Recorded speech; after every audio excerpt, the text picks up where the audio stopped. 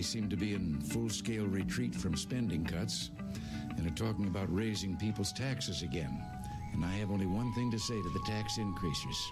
Go ahead, make my day. If we lose freedom here, there's no place to escape to. This is the last stand on earth.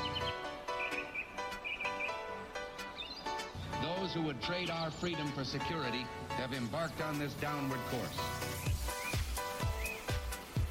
Whether we believe in our capacity for self-government or whether we abandon the American Revolution and confess that a little intellectual elite in a far distant capital can plan our lives for us better than we can plan them ourselves.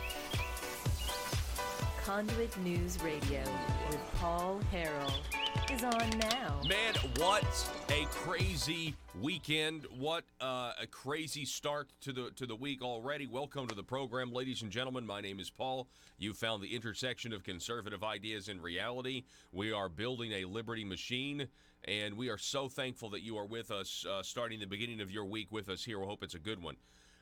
Man, let me just tell you, this is what I think.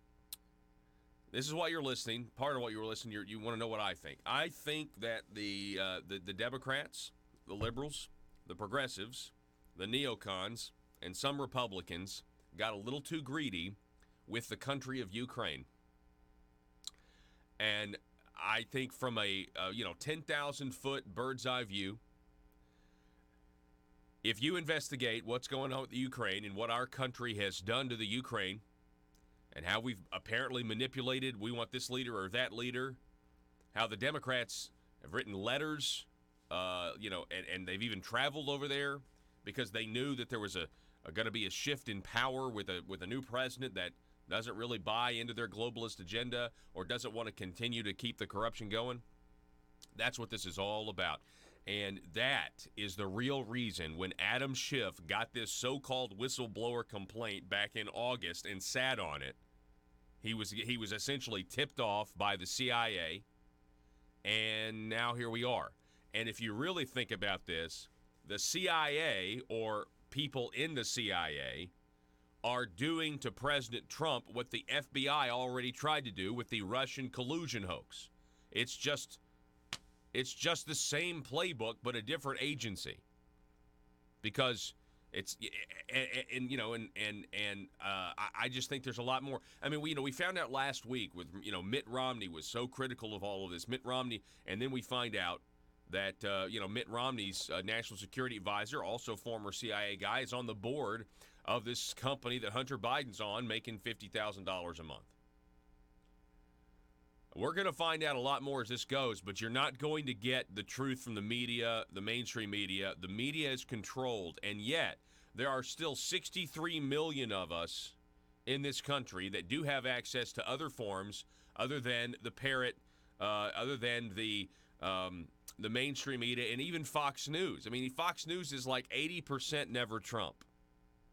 Yes, you've got Tucker. Yes, you've got Hannity and Laura. But, I mean, if you actually look at their news coverage, it's almost like Fox News and these anchors, they've got a lot to lose. But I feel like they're tired of hearing about it from their friends inside the industry. And I think they're like, well, I don't care if Trump's good or if they're giving him an unfair shake. I'm tired of being ostracized socially for my friends or hearing about it. And it would be better for me professionally if we could just go back to the way things were when apparently the Democrats were running things and extorting countries.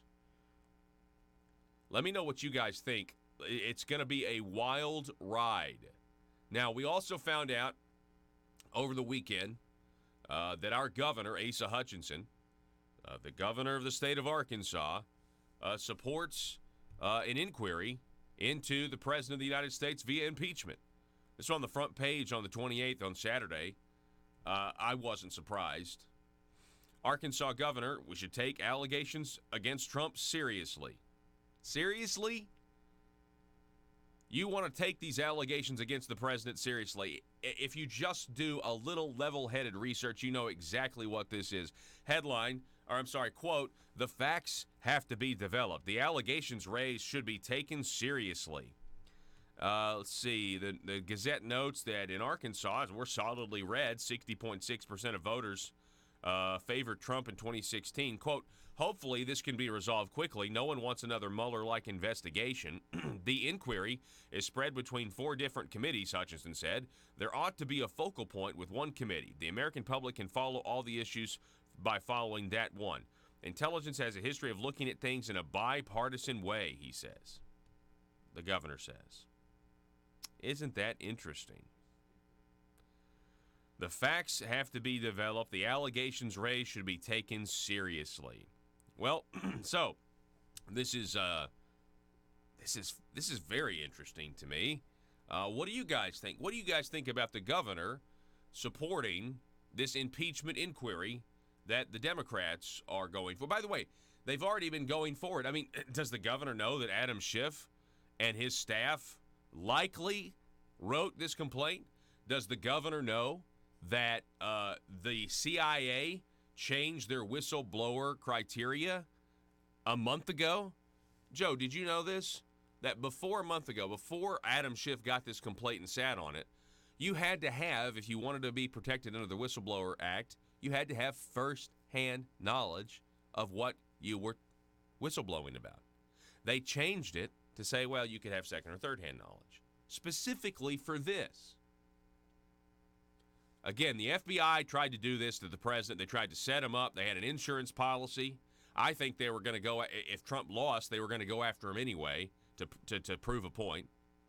And now the president is, he's now going after looking into their affairs, and they can't stand it. And that's what this is all going on behind the scenes. The president of the United States is actually draining the swamp. You may not think so because you don't like how he tweets. You may not think so, but look at this reaction. This reaction from the establishment, either in the media, the Democrat Party, the Republican Party establishment, this reaction can only be described as an allergic one, where it's like the entire immune system is attacking this one variable, and that variable is President Donald Trump. Now, I will note that Asa Hutchinson is at odds with the Republican Party of Arkansas. This article goes on to say this, quote, "It was an unwise conversation the president has had," Hutchinson said. "It needs to be looked at more. All we've seen is a loose transcript of the conversation. There is not enough in it to say there was no quid pro quo." How is the governor not bringing up Joe Biden at all in this? Now, I haven't seen where he mentioned Joe Biden in this. Governor, we now have reports that suggest that the Ukrainians didn't even know their funding was up for reconsideration or was on delay until a month after the phone call with President Zelensky. Do you know about that piece of information? Why are you throwing our president under the bus while you continue to violate and hurt the national security of this entire country by trying to do deals with the communist Chinese here in Arkansas? By the way, Rick Crawford was on Roby Brock's Talk Business and Politics on Sunday. Did anybody see it? I did. I read the article where Rick Crawford said unequivocally, no, it's not an impeachable offense what the president did with talking to foreign leaders. Constitutionally, the president has broad authority to have conversations with foreign leaders, number one. But if you watch the rest of that Roby Brock interview, what you hear is when Roby Brock asks Congressman Crawford, about the Chinese economic development deals in this state, he slams them, and he says that the Chinese are not coming to Arkansas to help us. We've got that audio. Again, you can go listen to it right now at talkbusiness.net. I mean, it's really interesting stuff. Okay, so keep going here with the governor and his throwing our president under the bus by subscribing to this liberal fantasy that they're going to remove him from office. They want the president out of office because he is doing such a good job at, from what I can tell, cutting off their money supply. The president of the United States is trying to make it harder for them to continue to do business the way they've always done it. Why is Nancy Pelosi worth as much money as she's worth? Why did Dianne Feinstein have a Chinese spy working for her detail for 20 years? Okay? This is ridiculous. This is absolutely ridiculous that we don't have unity here. I'm thankful the Republican Party of Arkansas called the House impeachment query, quote, invalid. But now we have the governor of the state of Arkansas at odds with his own state party this morning. Ridiculous. And we have Asa signing with a few other Republican governors from up north. What's going on?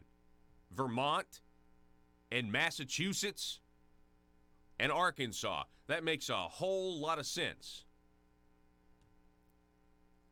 All you have to do, and by the way, U.S. Representative Rick Crawford, who serves on the committee, the Permanent House Select Intelligence Committee, will be returning to Capitol Hill from Jonesboro.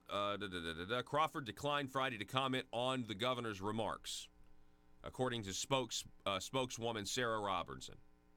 Yeah, that was certainly nice of them not to respond, because it would just further expose the ridiculousness of what's going on right now with this impeachment inquiry.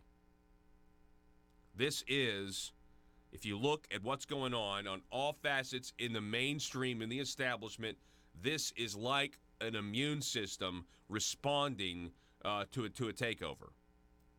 And who knows what the president is actually doing behind the scenes that's driving these people nuts, that the press has no interest in talking about. Matter of fact, I really think we need to listen to this. This clip is going viral. This is a guy named Benny Johnson from Turning Point USA. It's the Twitter. This clip is going viral. Please take a moment to watch the entire segment.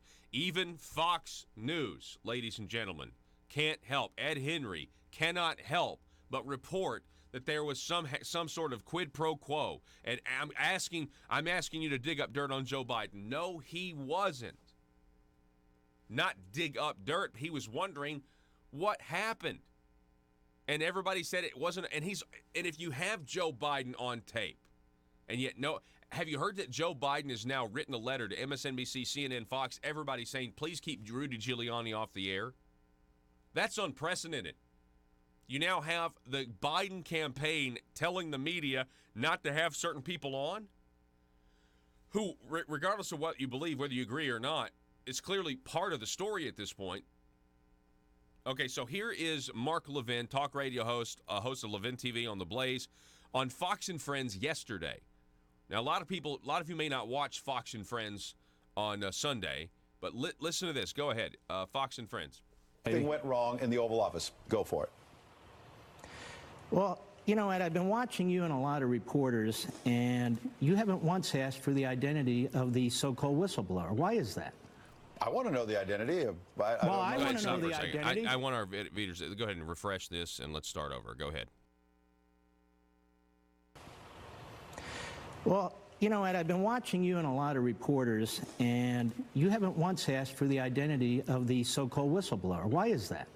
I want to know the identity of. I want to know the identity. Shouldn't the? Well, who's asking for it? I pointed out several times, Mark, that it's secondhand information, and so we'll find out who it is. That's not the same thing, Ed. It's not the same thing as saying, let me do it this way. I'm an American citizen. If this CIA operative is going to be the guy that brings down my president, I want to know all about him. I want to know what kind of dogs they have, how many marriages they've had, if they have a DUI. I want to know if they're a partisan. I want to know everything, like they do with everybody else, the media. I want to know, this guy should be cross-examined. What kind of a situation is this? We're going to bring down a president of the United States, and the Democrats are telling us we can't identify this guy because his life might be in danger? And then everybody swings around his memo like it's the Bible. I have a lot of questions about his memo. I don't need press people interpreting it for me. I can read it myself. I want to question this person about his memo. And as you've been told, everybody now for the last 2 days, why is it that the CIA changed its whistleblower policy in August, when this letter is dated August 12th? Under the former policy before August, under the former policy, he's not a whistleblower. This isn't a whistleblower complaint, and nothing's sent to the United States Congress. How did that happen like this? Those are all fair questions. So let's get to the point then. What happened in the Oval Office on that call? Was it illegal or not? Well, we know it's not illegal. What crime was violated? Can you name one? I'm not naming them. I'm saying others have suggested. Nobody's naming them. But Well, no, it's no. not Instead, about we me. have hold on, Ed. Ed, It's not about me. it's not illegal. The question is whether Biden did something illegal. The president didn't do anything illegal. You know how I know? Because Nancy Pelosi's been on every TV show, and she can't cite one section of the United States Code where it's illegal. My question is, why is Joe Biden above the law? Why is his son above the law? Where is Hunter Biden today? Where's the meat? Don't they want to know? Don't they want to know if the leading contender for the Democrat nomination is a crook? And if his son is a crook? Let me tell you about our president. We've had a special counsel with 2,800 subpoenas and 500 search warrants and 500 witnesses. And Ed, 13 requests to foreign governments for evidence by Mueller. We've had 4 Democrat senators. 3 wrote a letter to Ukraine and said, you damn well better help Mueller investigate Trump. 1 pressured them the other week and said, you better not investigate Biden. We know that. What do we know about Joe Biden and Hunter Biden? Zero. So you're okay Zero. with a president asking another president to dig up dirt on a candidate? And You're that's okay the with problem. that? That's not what. That's He's not a what we're former vice saying. Dirt on a president. candidate? What dirt are you talking about? The president of the United States. I'm not saying this He was didn't ask for it. illegal, but Are I'm you reading asking the same? you. This is. Are you okay All with right. a president asking his counterpart? This is a simple yes or no to dig up dirt on former That's Vice not President what Joe the Biden and his son. Are you transcript okay said. with that? First of all, your question is not honest. So I don't give yes That's or a no quote from the answers to. transcript, Let me sir. finish, Ed. You have all morning. I have 2 minutes. It's not an honest question. Show me in the transcript where the president said that. Well, I don't have it in front of me, Nowhere. but there's a whole Nowhere, Ed. paragraph where he What asked the- about hold Joe on, Ed. Biden. Hold on. I'm It's not really a trick trying to talk question. to the He asked American about people. Joe Biden, and the president said. So what he asked about Okay, Joe let me finish. Biden? Isn't he said allowed to a ask lot of about Joe people Biden? the president said a lot of people are wondering about the former vice president and his son's business deal. That's all I'm saying. There's no hidden It's question actually there. not the way So he is put that it either. okay? What you ought Is to that do, okay? Ed, what you ought to do is rather than restating it, put a graphic up and read it. That said, Okay, we'll do it. What's the problem, Ed? What's the problem with it? I didn't say there was a problem. I said Neither the did I. So the Democrats answer to believe your it is, so question why is is it no. okay? Stop. Okay. It's what do you mean? Why is it okay? Okay, so this is a great. By the way, this is going. I mean, there's a lot of people out there who. I know we're only halfway through it. I mean, yeah. Oh, we are literally 4:06, and it's an 8-minute and 12-minute clip. That's pretty. Or 12-second clip. That's pretty funny.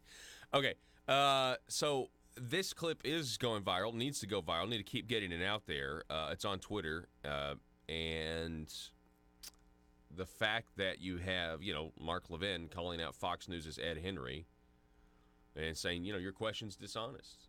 You think it's okay for the president to ask somebody to dig up dirt on Joe Biden? That's not what he asked. He asked to look into a situation that is already of public record, but wanting more.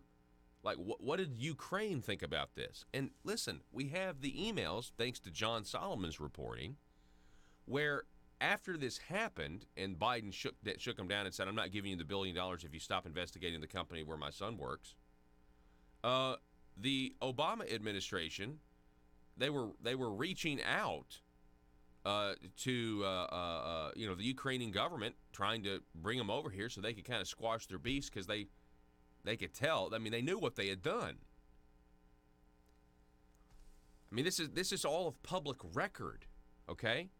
And what they're really not telling you, and the media is really not telling you, as they omit 540 words of a transcript so that they can make it look like the favor. I need a favor. The favor was the CrowdStrike server in 2016 of the Democrat hacking. That was the favor. And if you want to know the truth, if you want to know my opinion on that, that's the real reason they have concocted this new conspiracy or collusion or whatever. It's because the president is now asking the question. Obviously, the president's asking the question behind closed doors. Not even with the Zelensky. I'm just saying, obviously, the president is wondering why the Democrats refuse to let the FBI look over their server and instead use this company called CrowdStrike. That is the real reason you're seeing this. That's the real reason you're seeing this hysteria. Because let's just say whatever CrowdStrike said about that server, whatever they said about that server was false. It would be the end of the Democrat Party. Back in a minute.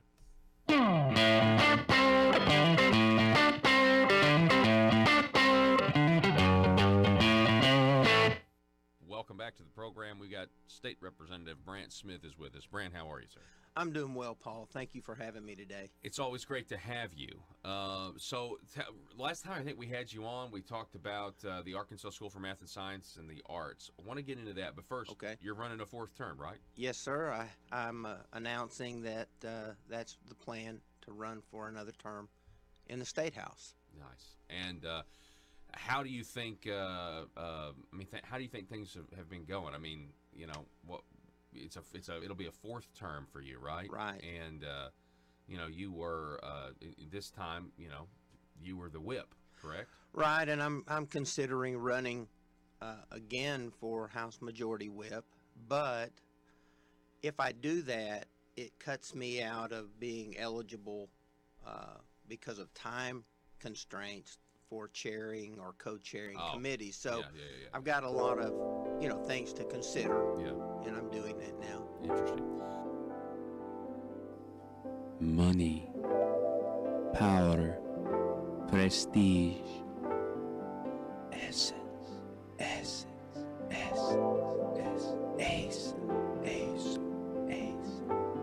available now from aristocrats serving Arkansas.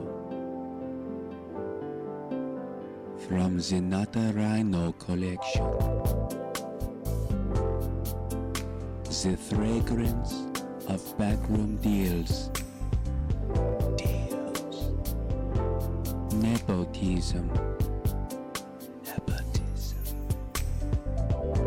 the aroma of higher taxes, subliminal deception, deep state, ace, made right here in Arkansas by a taxpayer-funded Chinese factory.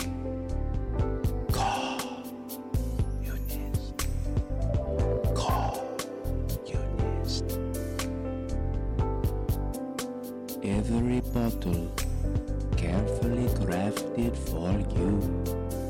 Gender neutral. Nothing says aristocrat like Essence of Bureaucrat. Essence of Bureaucrat by Asa. Available now in the Marble Palace gift shop. Paul Harrell parody.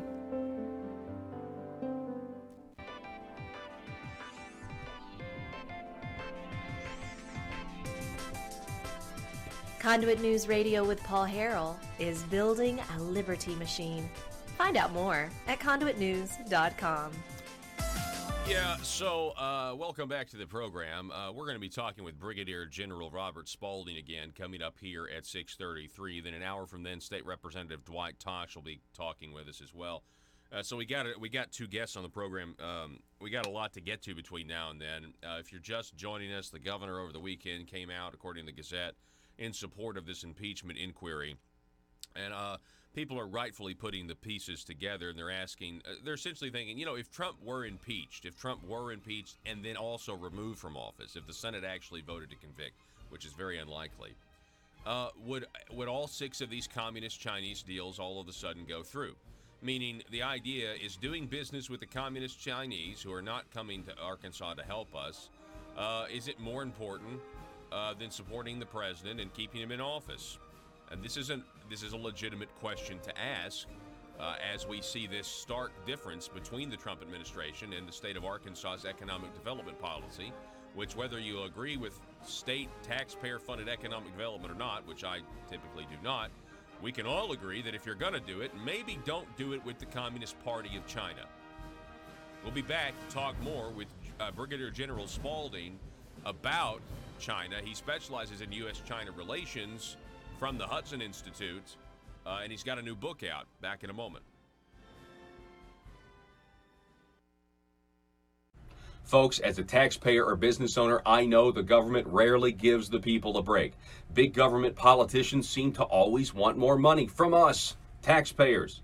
So if you want to support the work that we're doing here at Conduit News, bringing you the truth, then why not consider giving less money to the government that never stops overspending and overtaxing us by giving a tax-deductible donation to Conduit for Commerce, the premier organization in Arkansas that never stops promoting small business and limited government. Just go to conduitforcommerce.org and click on Support Our Cause. From there, you can decide if you want to donate monthly or one time. Give the government that's using your tax dollars to grow and grow less, and give the people fighting for your values more. Go to conduitforcommerce.org right now.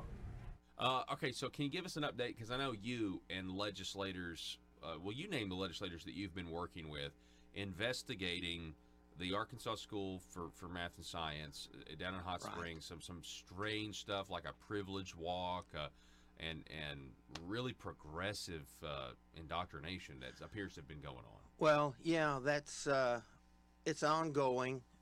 Did meet with Dr. Bobbitt of University of Arkansas and his legal counsel, Melissa Rusk, this week. And that meeting was held in Little Rock at the Capitol, 4th floor conference room on the House side. We had Senator Clark, Senator Mark Johnson, we had Representative Gazaway, Mark Lowry, and I sat down for a little over 2 hours with them. And one of the first questions I had was about that privilege walk, and Dr. Bobbitt did say that's gone. It may be appropriate for college level students, but it's inappropriate for high school students. And I agreed with that. I felt like it was more divisive than anything. And, children don't need to be placed in a position where they feel just because they're in a two-parent family, or they have books in their home, or they have a car, or several other things, that they are privileged to the point that it separates them from the body, the student body. And so that's gone. And that was a major thing. And then, well, let me tell you this, another thing, there were concerns about young Republicans at the school not being allowed to have a club. Yesterday, received a text from one of my constituents saying that the students now have a Young Republicans Club on the campus of ASMSA, and that more than...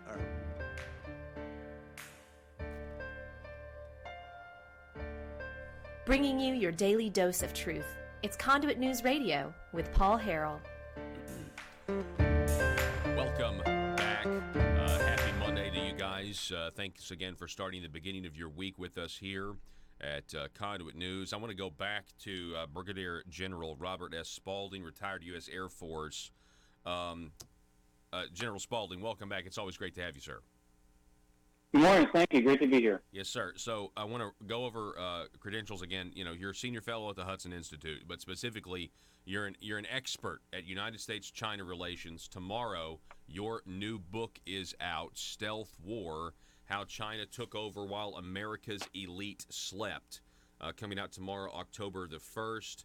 And so we've talked to you several times now, but, I mean, I really feel like with what we're seeing overseas, the spotlight, at least in the alternative media, being shined on what the Bidens did in Ukraine.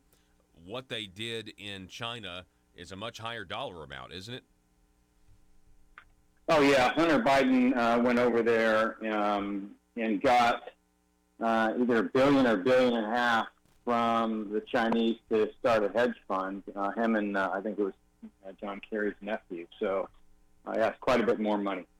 It's a lot more money, and you know, there's also this book out there, Secret Empires, Peter Schweitzer, and he makes these allegations that oftentimes these American politicians, their children are being bought off by the Chinese. Is this something that it goes further than just Joe Biden's son, Hunter?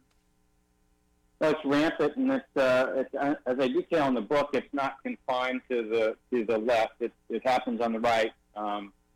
as I talk about in the book, Mitch McConnell and his wife have a very strong relationship with the former president of China, Jiang Zemin. His sister-in-law is on the board of the Bank of China. So, I mean, there's strong associations, and not just with the political elite, also with the Wall Street elite and the tech elite. Yeah. And this is what globalization has brought us. Can you talk a little bit about Confucius Institutes and universities across the U.S.? And the reason I mention this is because over the weekend, Congressman from Arkansas, Congressman Rick Crawford, he was on statewide television, and he actually mentioned this Confucius Institutes as one of the bad things about China. He actually kind of went off and said, Arkansas has these economic development deals where we're trying to bring in these Chinese companies, and he went off and said the Chinese are not coming to Arkansas to help us. But what can you tell us about Confucius Institutes?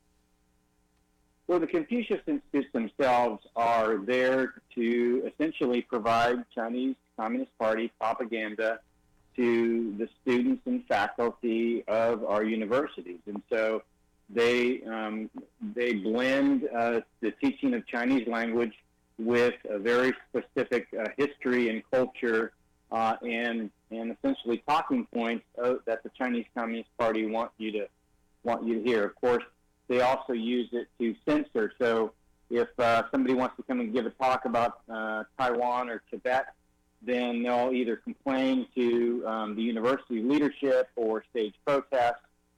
They're also used as a means of organizing the ability to watch over the Chinese students to make sure they don't become too Americanized. And frequently, the consulate or embassy will send somebody to the Confucius Institute to speak to the Chinese students to warn them about becoming too close to Americans or picking up any, Americanized ideas about freedom. And then finally, the universities themselves, the presidents are sometimes harassed by the embassies or consulates to say, hey, we're going to pull all students from the university if you don't comply with some kind of requirement to censor somebody speaking on campus. So it's a big problem across our country. Wow. So I guess I've never heard of this. I think there's a lot of people right now that have never heard of this. That we're essentially, you kind of mentioned the word embassy. Is that really what these Confucius Institutes are? They're kind of de facto embassies, but they're on our college campuses. Well, they're under the control of the Chinese Communist Party. They're part of the United Front Work Group, work department, which is essentially the propaganda arm of the Chinese Communist Party. Most of what they do, in the United States, we have a very large defense budget. Most of the way that the Chinese Communist Party does what it does is by organizing propaganda and information campaigns within democracies to provide support for what the Chinese Communist Party does. That allows them to, focus less on military means and focus more on essentially converting the population via these types of mechanisms to essentially provide support for what they do.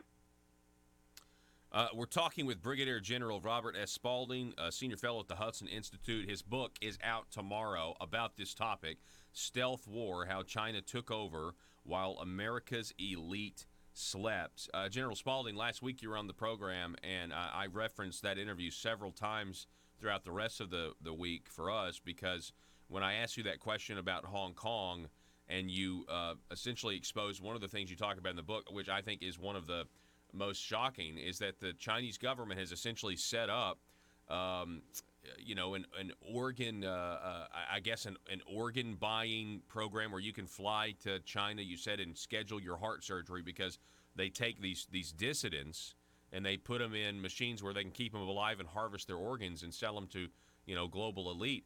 I thought about that, all week, and I just thought how horrific. It's like something out of an Orwellian or science fiction, dystopian future, Well, and it's happened before in our past, and I'll reference the Nazis, and not the organ harvesting clearly, but that kind of really terrible behavior has happened in our past. The Nazis, Stalin, and Mao did it in the same country, just very brutal. And so the one country that today, the only country, by the way, that banned this kind of travel to get transplants is Israel. And essentially, the heart surgeon there, who happened to be the head of the Transplant Association in Israel, who himself was a Holocaust survivor, his patient came to him and said, "Hey, I'm going next month to get a heart transplant." And he said, "Well, how do you know?" And he said, "Because I've scheduled it." And so he did some investigation, and you can go online and look. There's been an independent tribunal. They've released a summary report in the UK, led by Sir Jeffrey Nice. He's the guy that prosecuted Slobodan Milosevic for war crimes. They held a tribunal, and the summary report's out, and the final report, where they interviewed hundreds of witnesses, some doctors, others that were essentially taken in, their DNA was sequenced, and their organs were essentially, they got ultrasounds when they were in process to make sure that their organs were good, but they didn't have a match, so thankfully they were released. I mean, this is going on today as we speak, to the tunes of tens of thousands a year. It's absolutely barbaric. I'm seeing here also part of this. Tell me about funneling technology to China, and what the Chinese will do to so-called American experts, giving them money. Well, I mean, so one of the things that I talk about in the book, there was one gentleman working on the board of Oracle who was an expert in technology. And essentially the Chinese came to him and said, "We'll give you $1 billion, much like they did with Hunter Biden, give you $1 billion to start a venture fund." And so he did. It's called Canyon Bridge, and they go around and they buy up technology on behalf of the Chinese government, who, by the way, gives it to their military. So it's both for economic and military means. I think the most egregious thing, I mean, the most terrible thing is that what they do is they take money from Americans' retirement funds that gets sent over to China by Wall Street, and once it gets to China, they send it back in order to buy struggling businesses who can't get investment in the United States but have some technology that the Chinese want. So, and even worse, next year, 2020, the Federal Thrift Savings Board, the board that was my 401k plan when I was in the military, is going to start sending money over to China. What they use, the other things that they use that money for is to buy weapons. So they'll buy aircraft carriers, ships, planes, tanks. These are weapons that someday, our military perhaps may be fighting. So if you can imagine, our retirement funds are going to pay for the weapons of the Chinese military. I mean, you just really can't make this stuff up. Again, we're talking with Brigadier General Robert S. Spalding. He's a senior fellow at the Hudson Institute. You want to get his new book tomorrow? I mean, you can get it now, pre-order, but it comes out tomorrow, Stealth War, How China Took Over While America's Elite Slept. General Spalding, it's always great to have you. I got one more question. This, your concern about China and what they're doing, it's more than just China may supplant the United States. It really comes down to freedom, doesn't it? It absolutely does. And I talk about the story about Roy Jones in there where, he was working for Marriott Corporation, mid-level employee, making, I think, $15 an hour, likes to tweet about Tibet. The Chinese Communist Party calls up the Marriott Corporation and tells them to fire him and apologize, and they do. And this kind of behavior is going on all the time, where U.S. corporations are essentially coerced by the Chinese Communist Party to censure or punish or fire, essentially lay off American citizens doing what the Constitution gives them the right to do. So this close personal relationship with the Chinese Communist Party is eroding our freedoms on a day-to-day basis. General Spalding, we appreciate it, sir. Thank you so much for spending some time with us. Best of luck in the sales of that book, and I can't wait to read it. Thank you so much. All righty. Folks, we're going to make a smaller YouTube video of this. It'll be up at Conduit News and our YouTube channel. Go to Conduit, or go to YouTube and then Search for Conduit News. Subscribe. Click the little bell to receive notifications. You'll know when this is out. You know, national security. That's what it just keeps pounding in my head. National security. National security. There's something not right here, and there's something really, really wrong with what's going on here in the state of Arkansas. And I think it's to the point where it's inexcusable for the media not to start asking questions. Folks, if you're just joining us, Governor Hutchinson came out on Saturday in support of the impeachment inquiry of President Donald Trump. And he thinks that the conversation that the president had was not a wise conversation, is what he said, with the president of the Ukraine. And this is not surprising to me that he has done this. I think what was going on in the Ukraine has far-reaching implications into politicians, into the deep state, into the people who believe that it's not really the American people's responsibility to vote for people who will actually interfere and make changes on their behalf in the American political system. Say what you want to about the president, he is doing exactly that. There is no other explanation for this level of opposition. As Mark Levin was saying, the media are not asking who the identity of the CIA whistleblower is, so-called whistleblower, that they made a whistleblower by changing the rules when they got the complaint. They stacked the deck. They're doing exactly what the FBI did to Trump, announced the CIA's turn. And they're going to potentially impeach an American president, if not try to remove him, but they're not going to reveal who the man or woman is that filed the complaint. And what we think really happened is worked with the Intelligence Committee for a month, had the legal team write it, and guess what? And then it wasn't accurate. I mean, they said it was a quid pro quo. Joe Biden was supposed to be mentioned 8 times. Those are false, right? They said there was a promise given. Was there a promise given? I mean, they might have insinuated there was a favor, but the favor, and again, the favor is CrowdStrike and Ukraine and the hacking of the DNC. And that's what the president was asking about, and that's what he's curious about, and that is why you see the immune system of Washington, D.C. on all fronts trying to attack this variable, this catalyst, right? This enzyme that's just not supposed to be in the system. But it is, because we put him there. And I'll remind everybody, I didn't support Trump in the primary, and I didn't believe he would actually be the agent of change he claimed he would be. I didn't buy it when he said, you know what, I've been a part of this political class. I've given money to both sides to get what I wanted, so I know how it works, and I'm gonna do right by you when I get there, and we're gonna try to clean this up, because I didn't believe him. I was wrong.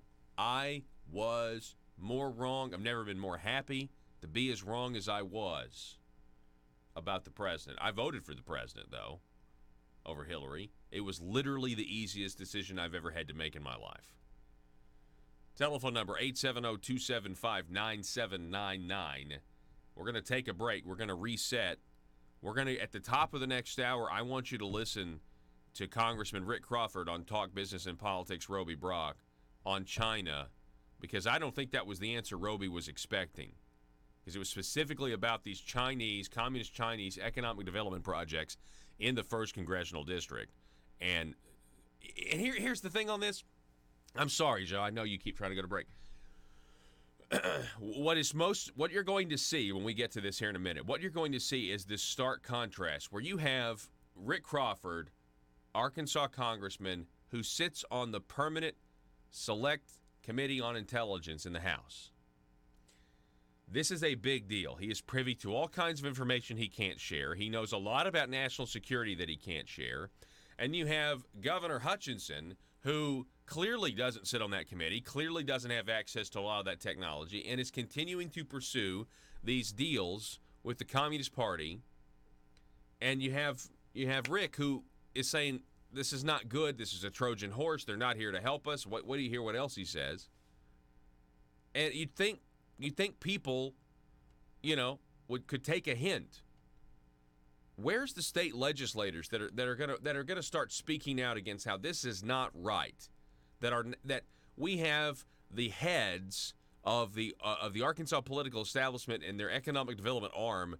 They're pursuing deals that are hurting our national security by pursuing these deals with Chinese. It's one thing to trade with China. It's a whole other thing to bring the Communist Chinese Party here and to give them our taxpayer money and incentives and everything else. It's not smart, but they found a home in Arkansas for some reason. We're going to take a break. Don't go anywhere. Back in just a moment.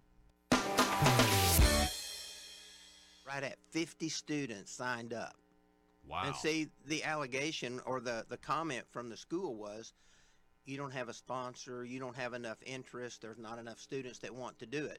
Well, when you look at the student body size, roughly 230, 240, and 50 kids sign up to be a part of the Young Republicans Club, that's huge. Yeah. And so I commented back to the constituent, make sure they get their application completed and turned in by the due date. And they said they've already done that and they're approved.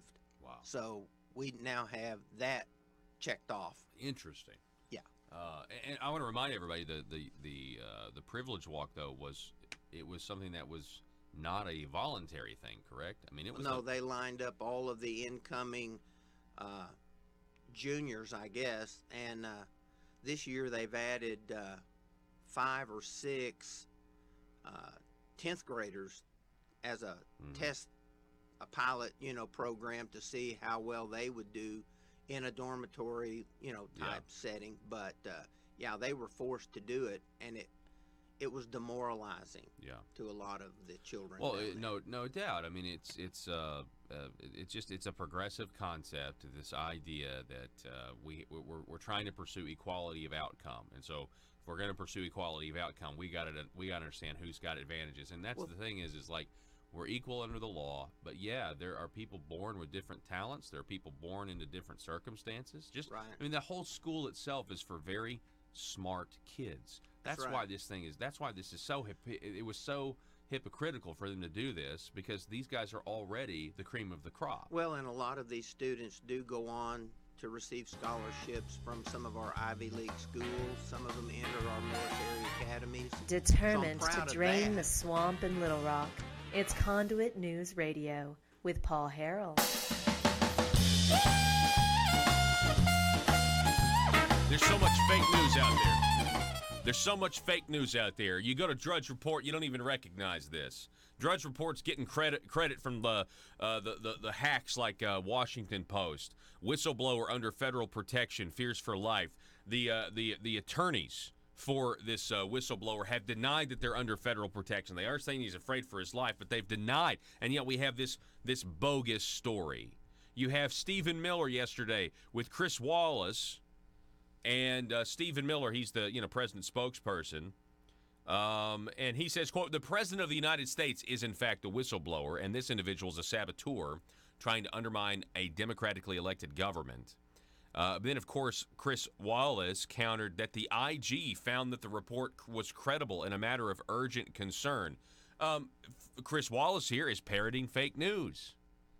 He found the report credible in so much as that it followed the proper procedures. Not that the content in and of itself was credible, but that it was a credible procedure to get to this point. This stuff is crazy, folks. These people are just, they're liars. They are liars because they, Orange Man, the media. Listen, it's going to take us, 2020's coming around. I think a lot of people realize that they can't beat this guy. If they were really confident, if public opinion, if the polling was what it was, what they claim it is or whatever, folks, then they'd keep their powder dry. They would run a candidate that would beat the president. How many people on the left think that Elizabeth Warren can actually beat Donald Trump? How many people think Joe Biden can? See, I know they think Joe Biden's their best candidate. Joe Biden is a total train wreck, okay? He's a train wreck. Not to mention, you got all those photos of and videos of Joe Biden making little girls very uncomfortable, okay? There's no way Joe Biden's going to beat the president. Now, he may be their best shot, but he's not going to beat the president, right? Who else? I've said for a while Pete Buttigieg it might be the one they can't resist, but he wouldn't win, right? So, I mean, Kamala Extract Harris, she's not going to win. I mean, who is it? And they know. They got Michelle Obama on the bench. Some people are saying Hillary Clinton may get back in. I think if Hillary Clinton gets back in, she's just doing it so when she's prosecuted or indicted, she can claim this is a banana Republican. Trump's going after his political opponents. I kind of think that's why Joe Biden ran it for office in the first place. For example, there's a report that, why didn't Joe Biden run in 2016?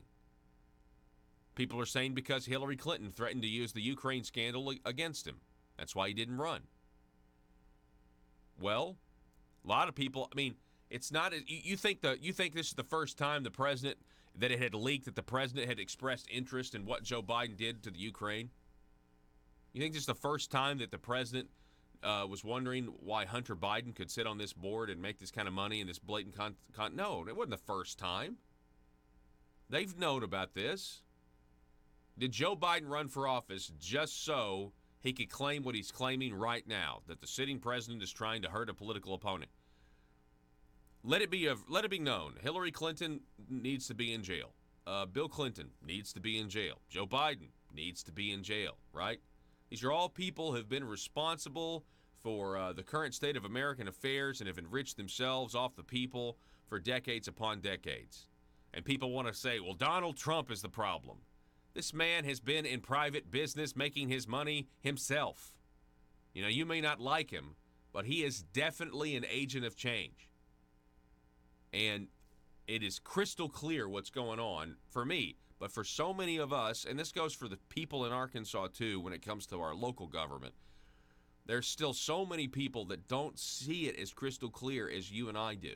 They don't get it. Joe was talking to some of his friends over the weekend who are just left of center. They just only get what they get from Rush's drive-by media. That's what they only get that. Then they think they're knowledgeable. They think they know something because people, especially people in Joe's generation, they think that they are they're just smarter than they are. You know what I'm saying?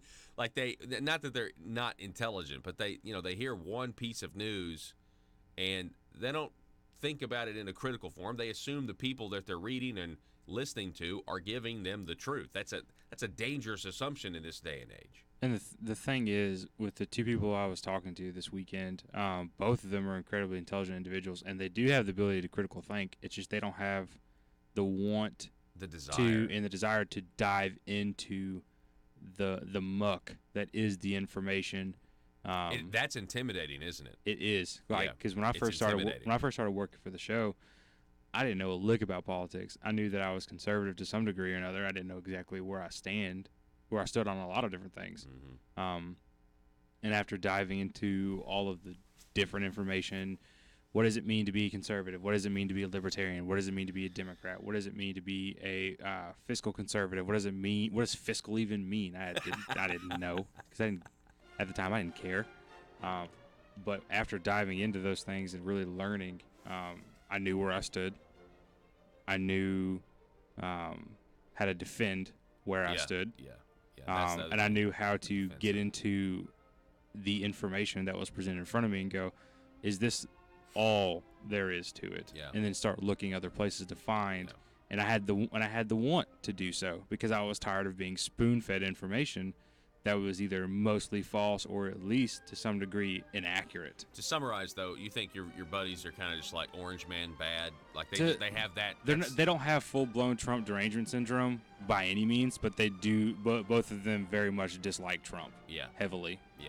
All right, folks. Hey, we got one more hour coming your way next, and State Representative Dwight Tosh at 7:33. Don't go anywhere.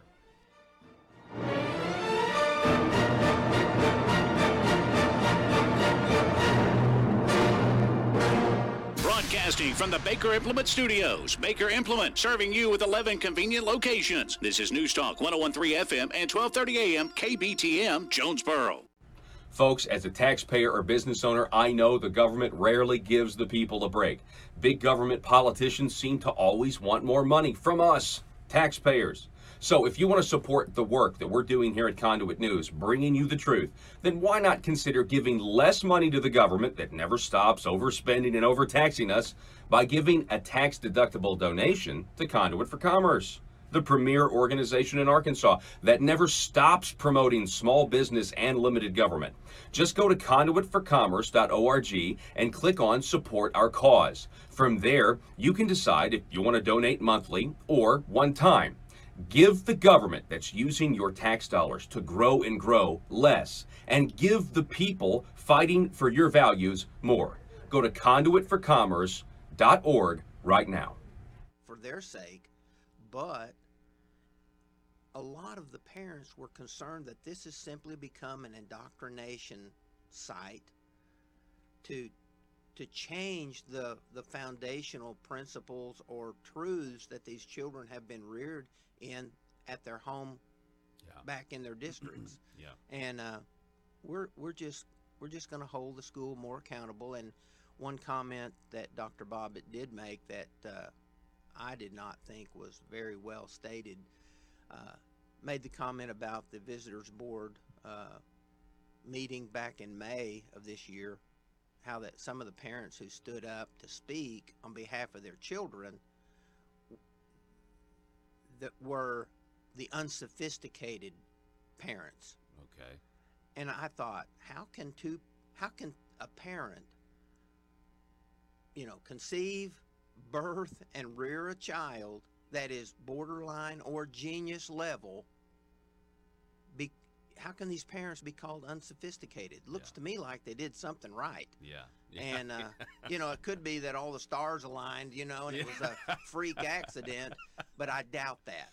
Well, I think that's really, I would say that's really going to the point of people in positions of authority don't like to have that authority questioned. And, a parent, it doesn't matter if you're a teacher, and the parent is always going to think that they have more authority over their child and want to stand up for it. And a lot of times you don't like that. The thing is, I have a PhD. I earned it, wrote my dissertation, did my field research in a combat environment. So I've been around. So should we change the logo here to state to Dr. State Representative? Dr. Brant Smith, State Legislator. Oh, okay. Well, there's so many titles, but my favorite one is Pawpaw. Okay. Okay. But the point I want to make is I've been around academics. There are hundreds or thousands of humble academics, professors that love their students and want them to learn how to maybe conduct research or field research, whether it's quantitative or qualitative, methodologies. But there are others who, once they get that PhD, they feel like they're God's gift to the planet. And I don't like being around those people. The only difference, and someone said to me, well, PhD stands for piled higher and deeper. And I just think we have to treat everyone with value, whether they have a GED or they have a bachelor's degree or nothing. And that's always the way I've tried to live my life. We're talking with State Representative Brant Smith. He has announced he's running for a fourth term. We're talking about the Arkansas School for Math and Science, the development with that. I guess there's probably more to come on this, but I appreciate you. And once again, the reason, you're from Jonesboro. This is a school that's down in Garland County, but it's a state school. It's a state school. It's not a local school district where, but you have constituents that send their kids there. And then, Mark Lowry has 5 constituents with children there. But I would say that we have pushed and asked for the unredacted version of the executive summary and the investigation report, 64 pages of things some things have been redacted, and we have just said, you should be able to print that unredacted version off, bring it in, and let us, those of us that were in that meeting, read through it and make a determination. And then we'll turn that report back over to you, so you walk in with it, you walk out with it. Right. But they're discussing that now, but a lot of that depends on whether or not the director, Corey Alderdice, will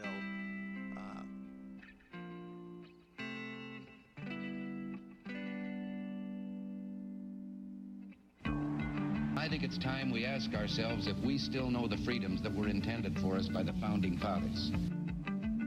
They seem to be in full-scale retreat from spending cuts and are talking about raising people's taxes again. And I have only one thing to say to the tax increasers. Go ahead, make my day. If we lose freedom here, there's no place to escape to. This is the last stand on earth. Those who would trade our freedom for security have embarked on this downward course. Whether we believe in our capacity for self-government or whether we abandon the American Revolution and confess that a little intellectual elite in a far distant capital can plan our lives for us better than we can plan them ourselves. Conduit News Radio with Paul Harrell is on now. Hey, folks, welcome. Hour number 2. Thanks so much for being with us. We really appreciate it, as always. Telephone number 870-275-9799. Coming up, we'll be talking with State Representative Dwight Tosh, 7:33. It's always great to talk to him, have him on. Now, we have a very interesting set of news, and we talked about this last hour as well, but I'm going to reiterate. The governor of the state of Arkansas, Asa Hutchinson, said that the impeachment inquiry should go forward. The allegations should be taken seriously. Quote, the facts have to be developed. The allegations raised should be taken seriously. Hopefully, this can be resolved quickly. No one wants another Mueller-like investigation, he said. The inquiry is spread between 4 different committees. There ought to be a focal point with one committee. Then the American people can follow all the issues by following that one. Intelligence has a history of looking at things in a bipartisan way, Hutchinson said. That may be the most naive statement I have ever heard. And out of all of the statements that Asa has made when it comes to Donald Trump and impeachment, this one, the intelligence has a history of looking at things in a bipartisan way, is so. I mean, he doesn't believe that. He doesn't believe that. He's hiding behind that. But that's just not the case. Politics is really, in a lot of ways, I mean, unavoidable when government's involved. Quote, here's another quote. It was an unwise conversation the president has had, Hutchinson said. It needs to be looked at more. All we've seen is a loose transcript of the conversation. There's not enough in it to say there was no quid pro quo. So, I guess the president, or Asa here, is saying that he's not really sure that that transcript is accurate, which is what people on the left are saying. People on the left, people left center, that he produced the transcript, and they immediately don't buy the transcript. Just keep laying nets for him. People laying nets for Trump. I don't know why it keeps happening, but they just keep falling into their own nets.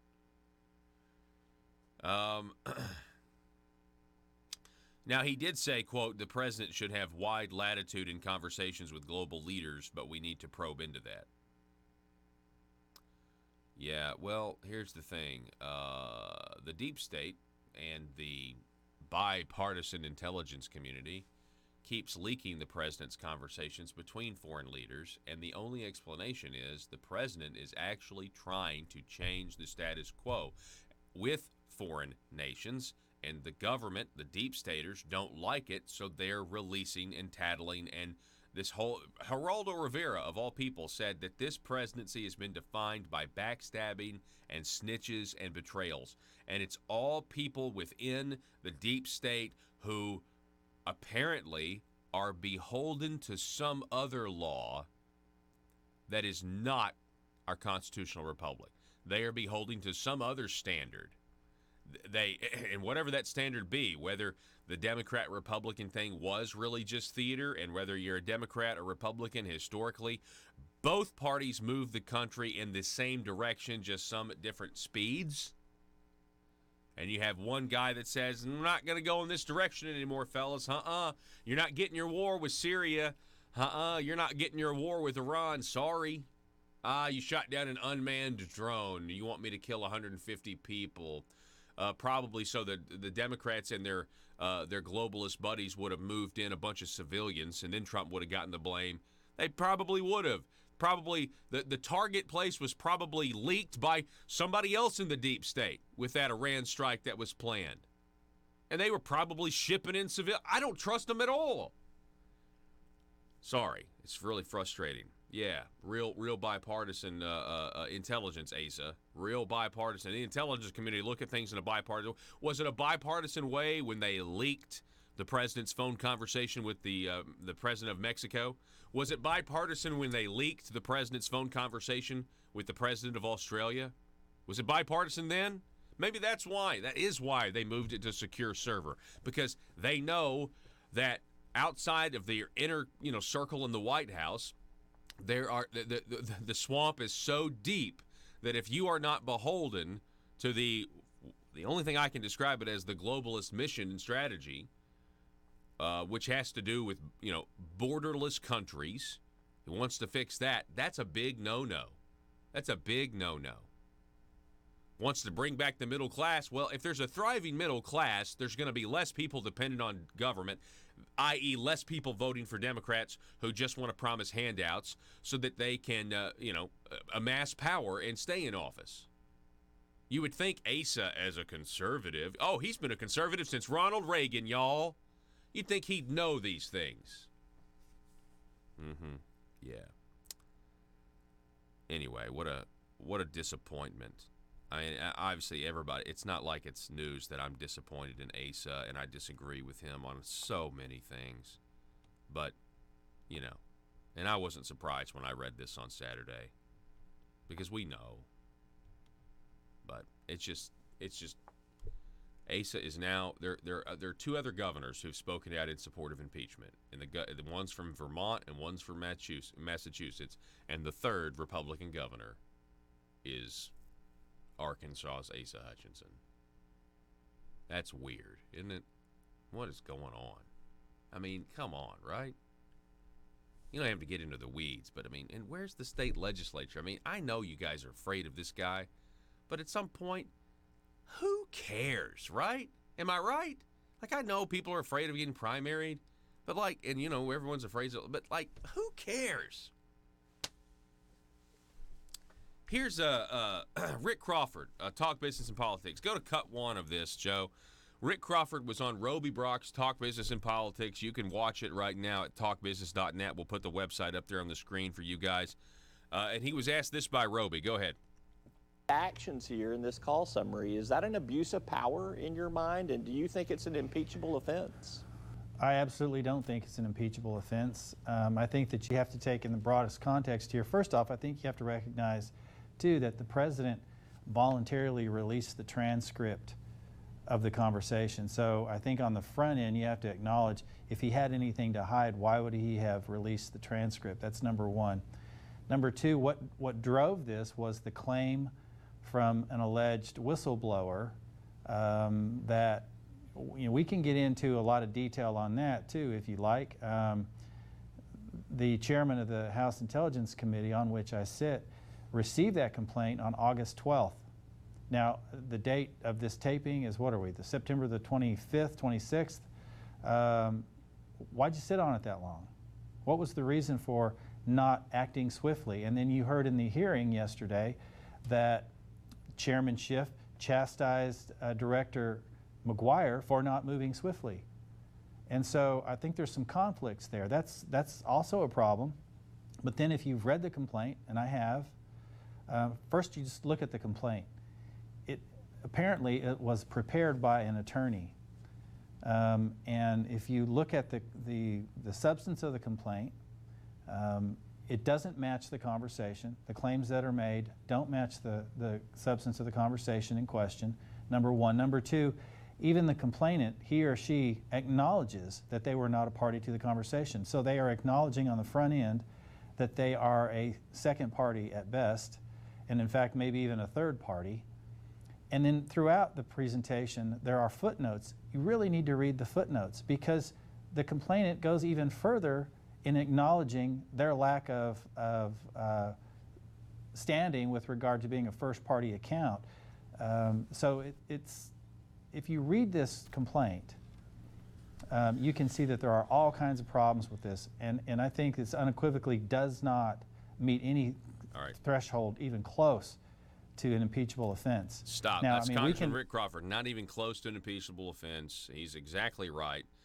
He's on the Intelligence Committee, and he's close with Devin Nunes. And you'd think maybe the governor. I don't know. Maybe the governor should have reached out to Congressman Crawford maybe and been like, "Hey, is there any validity to this?" But if I don't know, is Asa watching the Morning Joe right now with Mika Brzezinski and Joe Scott? Is that what he's doing right now? Is he getting his news from MSNBC? I mean, because if he's just watching MSNBC, then he's oh wow, well this is going to be bad. I need to say that I support the impeachment inquiry. What a joke, man! What a joke. Go to cut 2 of this interview with Congressman Rick Crawford. Roby Brock decided to ask Rick. And again, this is up at talkbusiness.net. U.S. Representative Rick Crawford, I absolutely don't think it's an impeachable offense.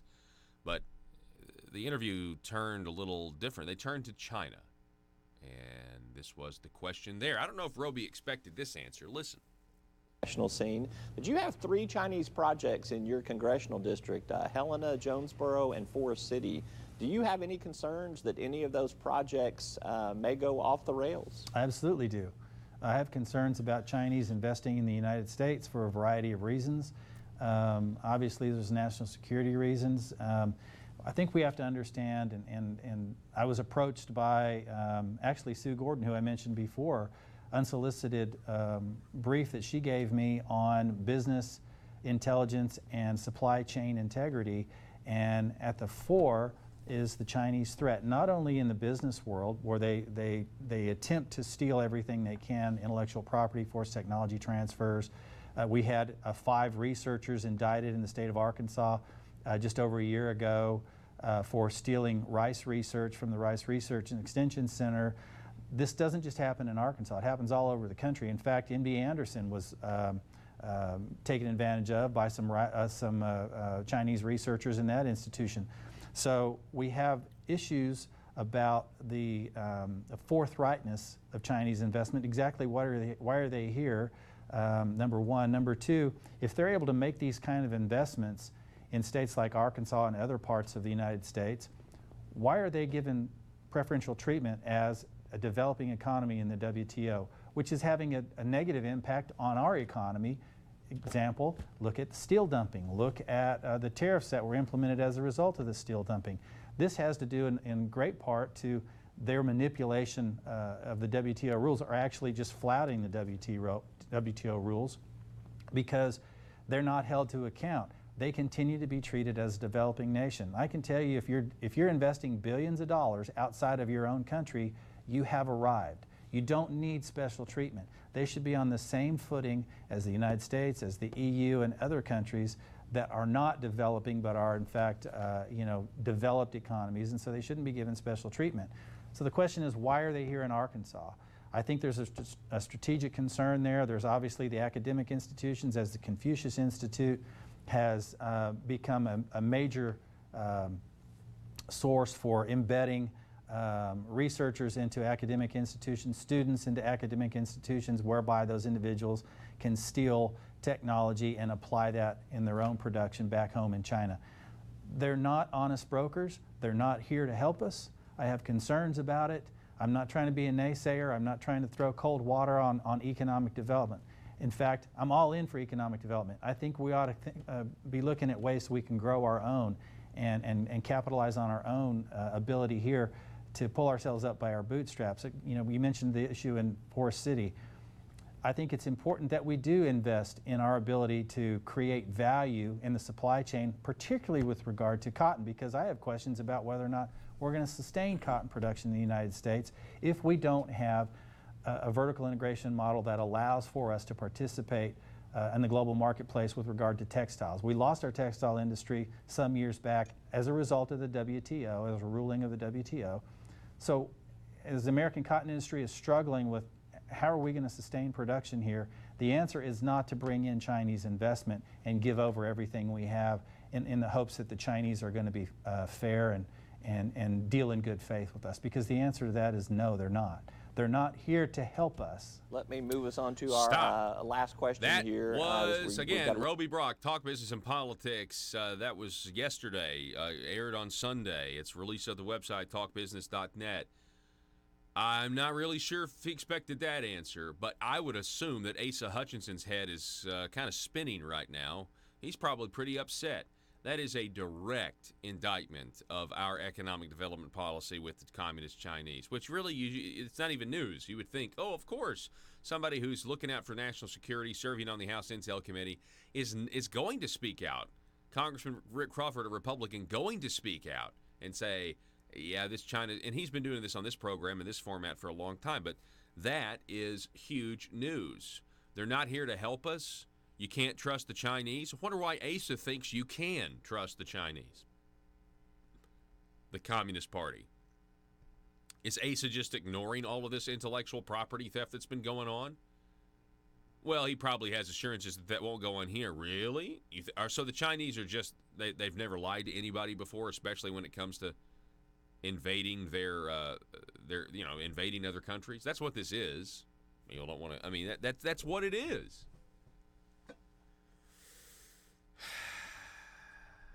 Oh, by the way, back on the fact that Asa supports the impeachment inquiry of President Trump. Not even the Arkansas Democrat Party can get on board with that.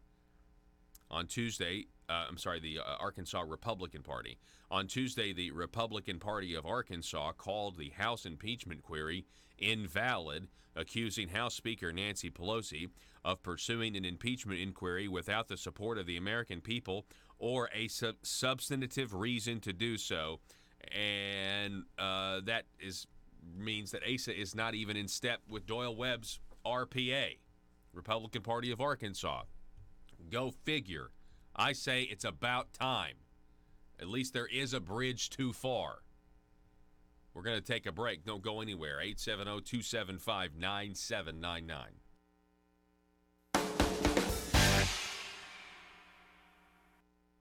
I guess release it, because he basically has a right to refuse that, but that's forcing us to go ahead and bring them before JPR, and then everything is public. Yeah. Live stream, the whole 9 yards. All right, so remind everybody of what you can say about your time in Iraq. Well, I was picked up by the Army and thought I was going as a contractor, but after a month and a half, the colonel came in and said, Dr. Smith, if you want to stay, raise your right hand and swear in. And so immediately upon doing that, the next morning, he said, hey, you're a GS-15 Step 1. And I said, is that good? I didn't know. I was over there just to serve and be an embedded senior social scientist, but I served over there.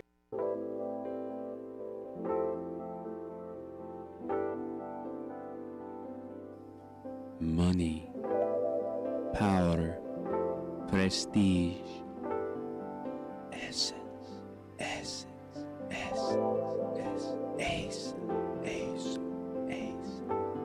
available now from aristocrats serving Arkansas. From the Nata Rhino collection, the fragrance of backroom deals, nepotism,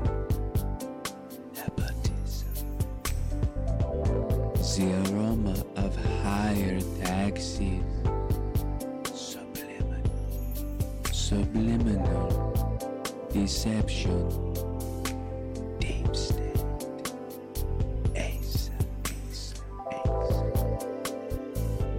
Made right here in Arkansas by a taxpayer-funded Chinese factory.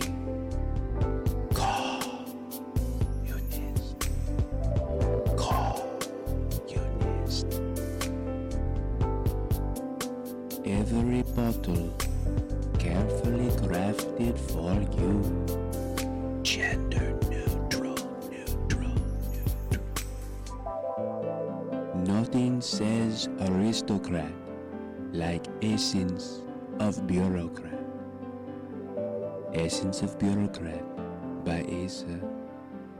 Available now in the Marble Palace gift shop. Paul Harrell parody.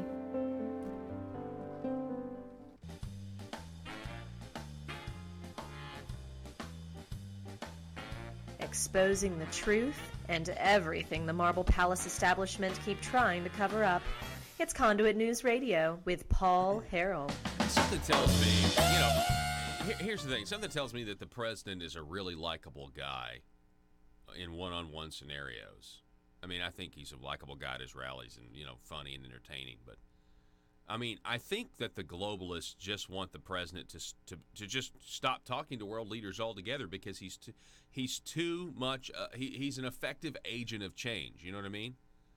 I mean, it really, if we were to believe the Democrats and the media narrative, then the president doesn't have the authority, broad constitutional authority to conduct business with leaders over the phone, and an expectation that those conversations are private. But in the case of Trump, I mean, he went ahead and released the information.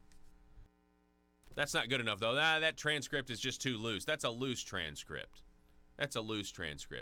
Really? I mean, do you think it's a loose transcript? Because there's parts of the transcript that skip around very similar to the stream of consciousness that the president. You know how sometimes, the way he talks, he doesn't talk on teleprompter most of the time. And so, when he was saying crowd strike, there's, he says something and then he just immediately skips to, they say crowd strike. That's a sentence. They say crowd strike. Well, doesn't that sound exactly the way he talks? It does to me anyway. But, there's no appeasing the left. There's no appeasing the left. Mark on Facebook, let's probe Hutchinson's phone records. Well, yeah, that's not going to happen. FOA would not apply there. Let's see, what else do we have? Let's see. I mean, at some point we have to start exploring the possibility and I have said this for several weeks now, okay? In every situation when the Chinese come to places like Arkansas, but other places, Zimbabwe, Mozambique, and I know I've said this over and over. You've heard this ad nauseum, right? Ad nauseum. They always grease the politicians first. That's what they do. And so we now have national security concerns. Congressman Crawford with Roby Brock saying, I have national security concerns about us doing business in China. And that's a big risk for the congressman to say, because he was specifically asked about projects in his own congressional district. And he's saying it's not worth it because the Chinese aren't trustworthy and they're not here to help us. So if you've got somebody, an Arkansas congressman who sits on the House Permanent Select Committee on Intelligence, and he's saying these things, and he's saying he has national security concerns, shouldn't we not listen?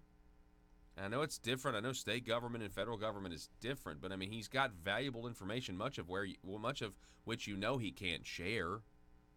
But I mean, come on, take a hint. So why would the Arkansas economic development political establishment continue to go down this path of trying to get the Communist Chinese Party to come over here and open up factories, even if they are shuttered or revitalized or whatever? It's not worth it. It's a national security problem. Again, it's one thing to trade with China. It's a totally different thing. Would we feel comfortable bringing Saudi Arabian companies in? 6 of them? No, because we knew they're not really companies. They're loyal to the Crown Prince, who, by the way, people are really upset. The deep state's really upset with Trump's relationship with the Crown Prince. Would we want Russian companies to come in here, 6 of them? No, because we would be like, yeah, that's a little too, no, that's not good. But for some reason, everyone in the media gives him a pass because, what? I mean, we trust the Chinese. Just like, just like how Troy fell. Those Trojans thought that horse was actually a gift. It was full of soldiers that slaughtered people in the night. Back in a minute.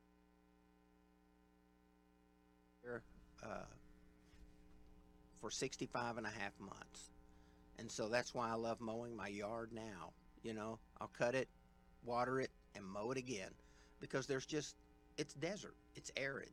Yeah. And but one of the things that I did, and I don't know if I've mentioned this to you, but the Chinese have come in behind us in our military action and been involved in the oil field production kinds of things. I heard that a few years ago, that they kind of are laying claim to some of that, right? Well, yeah, they are, and they want it because they've got experience in wells and that kind of thing. But one of my lieutenant colonels, Lieutenant Colonel Michael R. Eastman, one of the greatest leaders I've ever been around, said to me, why don't you fly down to where the Chinese are meeting with local officials and the military, the PRTs, provincial reconstruction teams, and since you're a Mandarin speaker, why don't you just browse, mill around, listen, don't say anything, I don't want them to know you speak and understand Mandarin, so listen.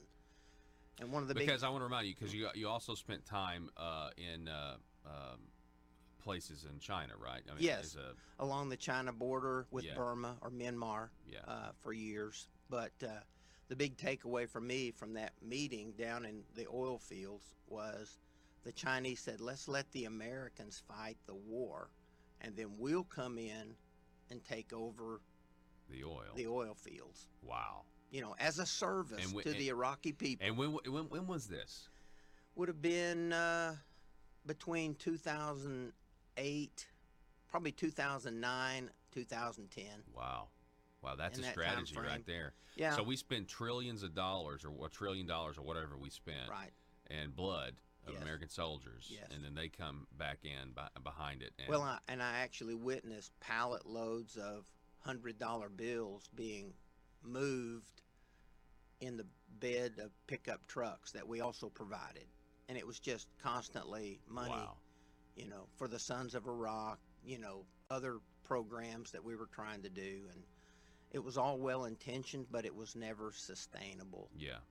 So what can you tell us about? You see, you met a guy over there who's now challenging Ilhan Omar for her congressional seat. Chris Kelly. He was on my team. I was actually his team leader at the time with our human terrain team, and we were down at Kabatar or Talil Air Base in southern Iraq. And one day he just said to me, he was a research manager on our team in uniform there serving, and he said, Brant, I just need you.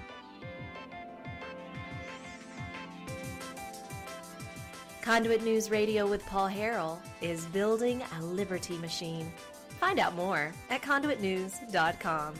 All right, here we go.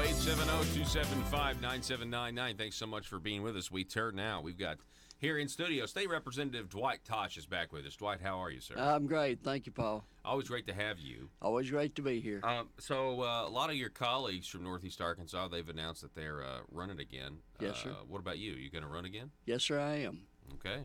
Well, congratulations. Well, thank you. Yeah, I have not formally announced that, other than I've been telling, people throughout my district as I visited with them. And but I made that decision, after the last session. I discussed it with my wife, and of course she's a big part of that. Normally, when you see me, you see her out That's on exactly the right. You do. on the campaign trail. So wanted to make sure that she was, ready to go for another term, and she said yes. We love the people across District 52, so we're committed to serving them, and yes, we're running. And you're also the chair of the State Agencies Committee, correct? Yes, sir, I am. Yeah, so that's a big responsibility. It really is, and I found that out early on. I was trying to run quite a few bills like I normally do, and I realized, trying to chair that committee and run a lot of legislation is a difficult task for me. And so, anyways, but it was a big responsibility, and I appreciate the speaker entrusting me with that responsibility. Now, I also understand, even though we're kind of in this interim period, but you've been pretty busy, though, right? You've been doing a lot of stuff. I stay extremely busy. September was Take Your Legislator to School Month. And, of course, you and I have discussed my district on several occasions, how geographically. It's huge. How huge it is. And I've got a lot of schools, and I've made all my schools, and some of them 2 or 3 times, because one day you may talk to the elementary school, the next day the junior high. So it's not like you go to one school one time. And I've got 2 schools to go. I've got Valley View next Monday. Then a couple of days later I have Tuckerman, and that will wrap up the schools across my district. Are those kids interested in anything particular when you talk to them, or are they just like, here's my state rep? Oh, no, they're little minds. I'm telling you, it is so rewarding to be in the schools. And what I do, I have a program that I kind of developed a few years back as I was going to the schools. It's how does a bill become law? And so I kind of walk them through. That's really a good program for 3rd, 4th, 5th graders, and even junior high. And then other than that, I'll get into, talking about the 3 branches of government and about, the legislature, the General Assembly, how many House members, how many Senate, and so forth. And so it really generates a lot of great questions. And I know it seems like, especially when I'm talking in the elementary schools, a lot of the 1st, 2nd graders, I try to gear the program more to that. And not that I'm a magician, but I got a little trick that I do. And, and so it's just a fun time. But one of the questions I always get asked, how many presidents have you met? And this is normally from a 1st grader or someone, a 2nd grader. And I'll tell them, and I'll name the 4 presidents that I've met in my lifetime. And it never fails. I say it never fails.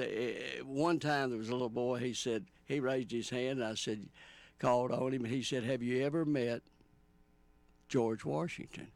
And I knew then that my age was starting to show. Of course, everybody got a big kick out of that. But I'm telling you, there's some really fun moments for those kids. And the questions they ask. I left the base school Friday morning, and one of the teachers approached me, and she had a whole list of questions the kids had went back to the room and filled out that they wanted me to answer. And I said, I'll just come back to your class and spend some time with you. So it's really enjoyable for me to be able to do that. And plus, good. You get to talk to your educators, kind of find out what's on their mind. We're talking with State Representative Dwight Tosh, who is, by the way, I think the not to harp on your age, sir, but the oldest surviving patient from St. Jude, right? That is correct. As a child, Paul, you had cancer, right? I did. And matter of fact, since you brought that up, I'm glad you did, because it gives me an opportunity to let people know that I think there's still time to get tickets. Saturday night they're having the Cattle Baron, and I'm not sure why they named it the Cattle Baron, but that's the name of it, the Cattle Baron Ball, and it's sponsored by the American Cancer Society. Several months ago I was called by the chair of that committee and asked to be the keynote speaker or the guest speaker at that and tell my St. Jude story, which that story is about a 25-minute story, and you got to figure we're covering about 57 years. So it's an emotional time for me when I tell that story. I'll just be honest with you, because you kind of relive that part of your life. And I was 13 years of age, and when I became critically ill, and St. Jude had just opened its doors, and the doctors here had pretty much given up, and then the very next day, after my family was told to prepare for the worst, well, somehow, somewhere from someone, I don't really know, but, word came about a new research hospital that had just opened its doors in Memphis, Tennessee. So April the 23rd, 1962, I was carried through the doors of St. Jude Hospital and signed the patient number 17. Of course, St. Jude, you're given a patient number in the order that you're admitted as a patient. So a child being admitted to St. Jude today, for an example, their patient number would be somewhere between 52 and 53,000. So once you're assigned that patient number, obviously it's never used again regardless of the outcome. So I try to do a lot for St. Jude. I've traveled the United States at fundraisers, telling my story. And of course, you know, you can see the people's surprised look on their face. They're expecting a small child to, you know, exactly. walk out, and here comes this gray-headed guy out to tell how he's over a 57-year survivor from St. Jude. Yeah. So that'll be Saturday night at 6 o'clock. Out at Farville Curve.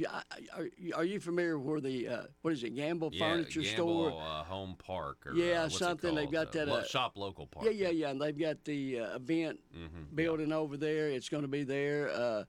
It's at 6 o'clock, and I'm excited about. That's awesome. Yeah. So come on out. Well, hey, I'm certainly. I mean, that makes me even more glad. You know that. Of St. Jude, knowing that, you know, knowing that they exist. Also, it's one of my favorite books in the Bible, the Book of Jude. It's only one chapter. Maybe that's why. It's a great book. Easy read.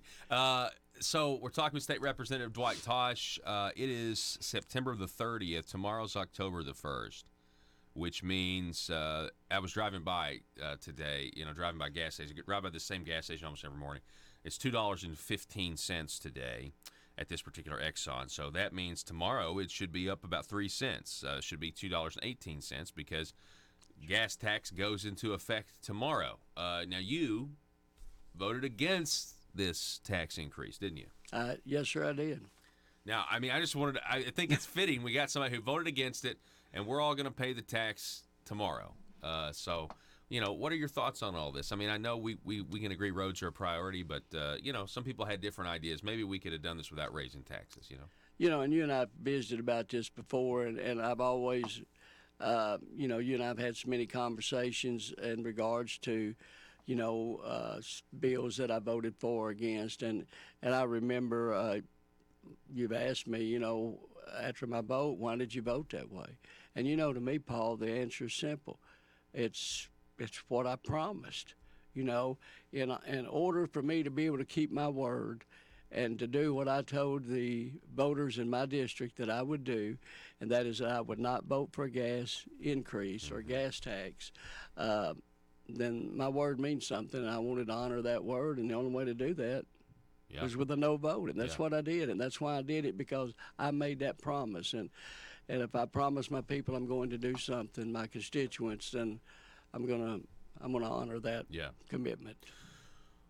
What are your deer hunting season? Or what are your deer hunting plans? That's the next question.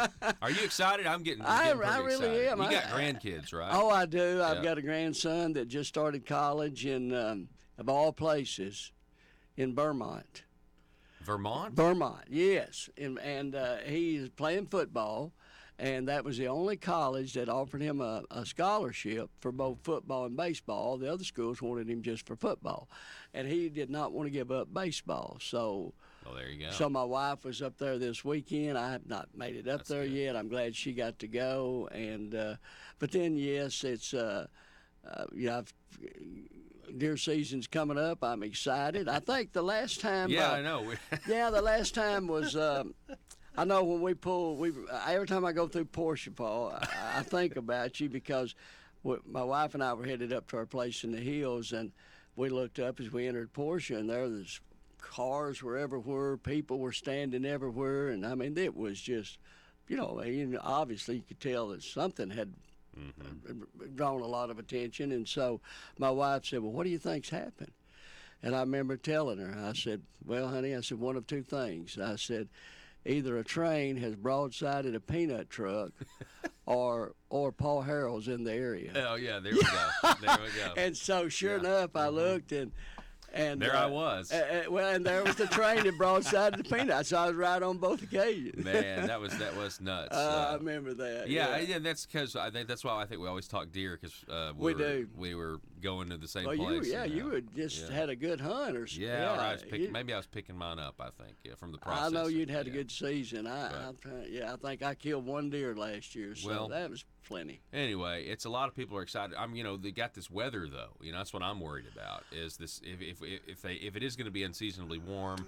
That's always really frustrating. I've hunted before in t-shirts and shorts, and I know you have too. Let's hope we get some cold weather. Let's hope they're wrong. They can't. They got the temperature. They get the temperature wrong from tomorrow. Well, the temperature's going to be this, and it's not. So let's just hope that they're all wrong. There's supposed to be a cool front coming in Friday, so hopefully it'll start cooling down. Well, I appreciate you coming on, State Representative Dwight Tosh, and congratulations on running again. Yes, I'm excited about it, and like I said, I've been staying busy. I'm staying visible across my district, as everybody knows, and not just at election time, but year-round. And so I've had a lot of support from my constituents, and I'm excited about running. All righty. Well, hey, I appreciate it. Thanks for coming on. Always good to be with you. Folks, we're going to be back. We got your meme of the day, and don't go anywhere. Back in a minute.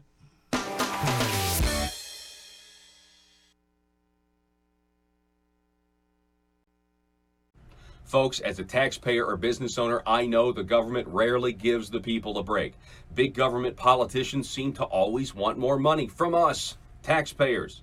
So if you want to support the work that we're doing here at Conduit News, bringing you the truth, then why not consider giving less money to the government that never stops overspending and overtaxing us by giving a tax-deductible donation to Conduit for Commerce, the premier organization in Arkansas that never stops promoting small business and limited government.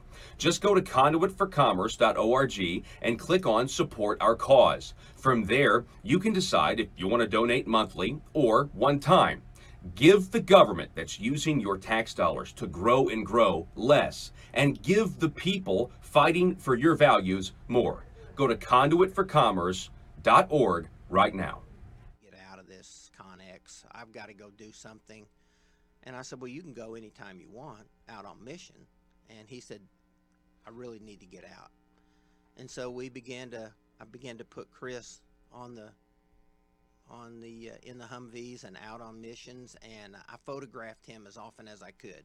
He thrived. And so when he told me, when he announced that he was running against Ilhan Omar, he said the fascinating thing is he's also a Minneapolis police officer. Mm-hmm. Yeah, I'm reading that right now about it. And his patrol beat basically is within the Somali community up there. Wow. And so he said, Brant, what I learned in Iraq about networking with local nationals and how to deal with other cultures has really benefited me as a police officer. And he said, the Somalis are coming to him and they're saying, we need you to run against Ilhan. She does not represent us. She's an embarrassment.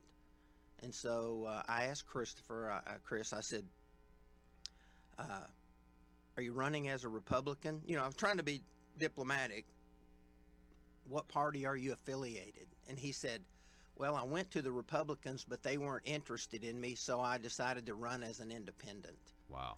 Okay. And I think he's gaining traction. He's been on Fox numerous times. Yeah, I see this. And, I see this is a screenshot up at the Hill of him on Fox. Vet challenges Omar for her seat in Congress, an independent from Minnesota. Well, and he's solid. Mm-hmm. I mean, when you're living and working with a battle buddy in a combat environment, there's not a lot of things that don't surface. Yeah, and I'm assuming that this officer, or this Iraq war vet, Chris Kelly, challenging Ilhan Omar, hasn't married his sister or anything like that. I don't think you would ever get Chris to even admit that, but no. Yeah. Well, Ilhan Omar married her brother, so that's a thing. Yeah, well, keep it all in the family. That's right.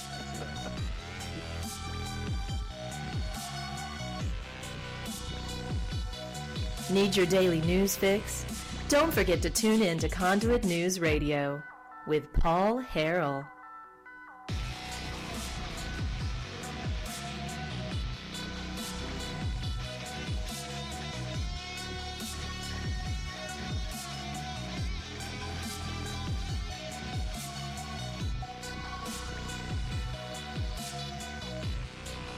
Yeah, seriously, back on the gas tax thing here in Arkansas. Tomorrow's October 1st, so,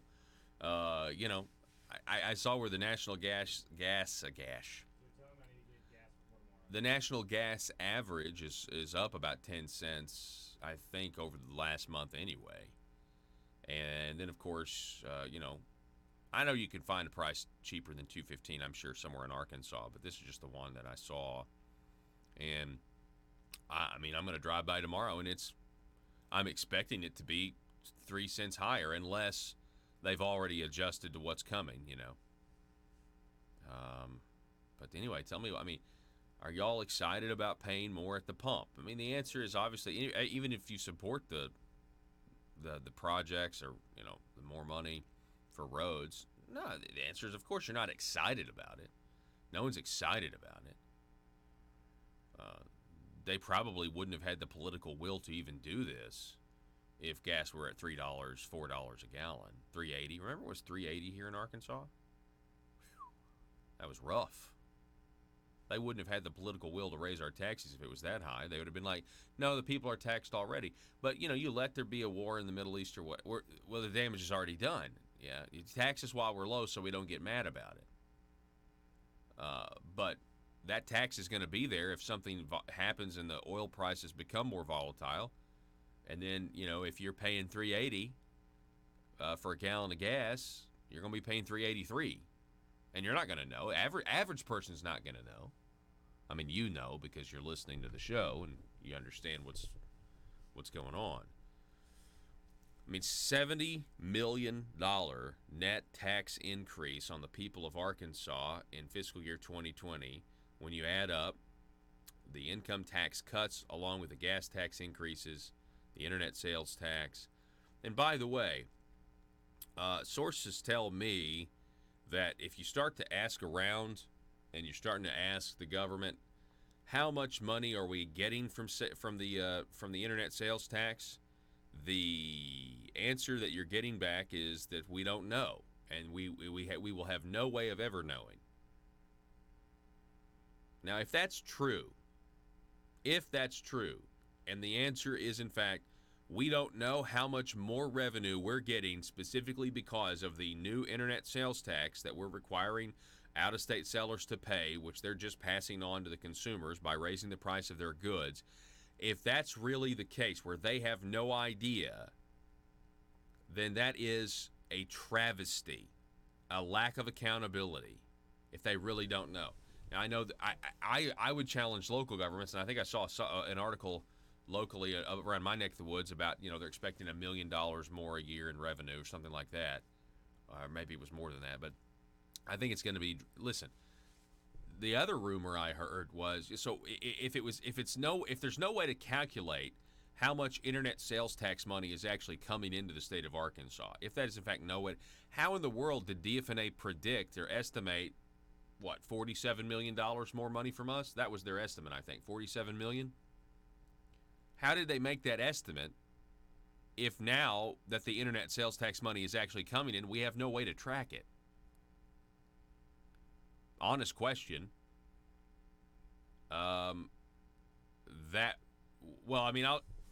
We'll just reference what Dan Douglas said. State Representative Dan Douglas on the floor of the House of Representatives said it was a wag. Said that the DFNA just made a wild ass guess. That's what he said. It's a wag, okay?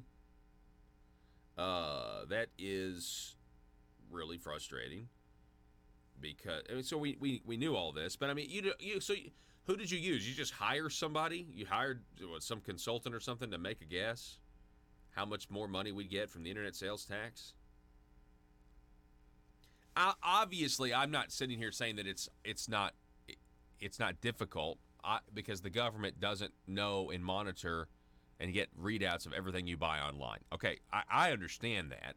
That would be hard for the government to figure out, but there surely has got to be a way. Surely there's got to be some other indicator of how you're collecting your sales tax to know this percentage is of online sales. This percentage is of online activity. If not, all we've done is just give the government essentially a blank check to keep spending that money.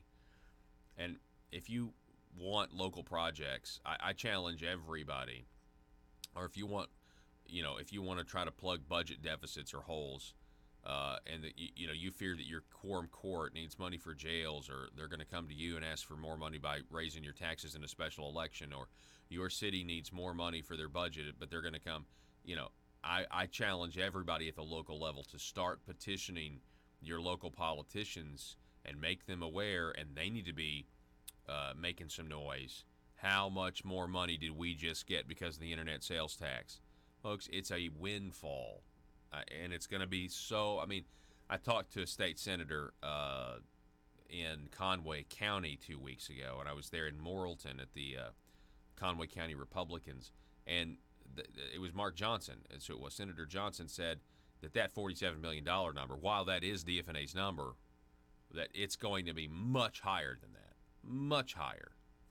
Well, what happens is that money just gets spent like everything else, or are we going to take that money and do something else with it, like, I don't know, cut taxes so we're not facing these net tax increases? That would be nice. Telephone number is 870-275-9799. Last week, we got to sit down and talk with geologist Gregory Wrightstone. We talked about Greta Thunberg. It's actually, I'm trying to be nice because that's what the, they Thunberg, but it's Thunberg, okay? In the American tongue, it's Thunberg, Greta Thunberg. And, there are, if you know where to look, there are liberals out there who will say, she must be believed. You must believe her. And if you don't believe her, then you're you're somehow morally deficient if you don't believe Greta Thunberg or you don't sympathize with it. It's like, no, I don't sympathize with it. Some people think it was all an act. Some people think she's just an abused 16-year-old. And when I say abused, I just mean, brainwashed, being taken advantage of. There are these young girls. Did somebody kill themselves over climate change recently? I saw that. They wrote a letter about how they don't want to grow up where, basically at any moment the sea levels could rise or the sky could fall, so they just decided to end it. Folks, there are kids out there who are so afraid of dying because they are believing this nonsense that we only have 12 years. And, you've got young kids that are thinking, well, in 12 years, I'm not even old enough to get married yet, according to them. I'm not going to be able to have a family. You're robbing me, blah, blah, blah, blah, blah, blah, blah, blah, blah, blah, blah, blah. It's really, really evil what they're saying to these kids, getting them to believe in this nonsense. And getting them to beg for socialism with the understanding that their lives are going to be less convenient is also diabolical, because socialism is what makes your lives worse and less convenient. You got people begging for socialism who are not going to complain about it after it's implemented because they have to worship the earth and they have to do these things and do without so that they can survive on it. It is a diabolical messaging. It's narrative. It really is. Here's your meme of the day, though. It has to do with Greta Thunberg and how angry she was. People are dying. Entire ecosystems are being destroyed. Good. Good. Let the heat flow through you. So, yeah, we've got this courtesy Instagram, The Right Way 1776. Greta Thunberg, and next to her is Darth Sidious, the Emperor from the Star Wars movies. And that's exactly what he says, Joe. Good, let the hate flow through you. We'll post this up at the Twitter feed, at Conduit News on Twitter. I want to remind everybody, be sure if you haven't, sign up. You go to conduitnews.com and sign up for the newsletter, where you're going to get, in case you missed the email and other emails as well, and to stay in touch and stay in tune with everything that we're trying to do. About Arkansas politics. Now, if you don't want to do the email route, we've got the text message route as well. And so if you want to have text messages sent directly to your phone about new articles, calls to action, things like that, text the word JOIN, JOIN, to 501-292-2683 to receive updates on the latest in Arkansas news and politics. That's 501-292-2683. You would text the word JOIN to that number. That's all the time we have for today. Arkansas, get this broadcast, share it with your friends. Tell them what you're hearing. You're not hearing this anywhere else. Where else have you heard about what we're doing with China and such a, raising the alarm, trying to sound the alarm about Arkansas doing these business deals with the Chinese, how it's a national security risk. And by the way, I just want to say one more time, Congressman Rick Crawford, what he said on Roby Brock's Talk Business and Politics was fantastic. And obviously, if you juxtapose that even more with his stance on impeachment, how this is not an impeachable offense, but then Asa Hutchinson is saying that the impeachment inquiry needs to go forward against President Donald Trump, that his call between the Ukrainian president was, quote, unwise, end quote, according to Asa Hutchinson. And even the Republican Party of Arkansas has now separated itself in disagreement from the governor, saying the impeachment inquiry is bogus.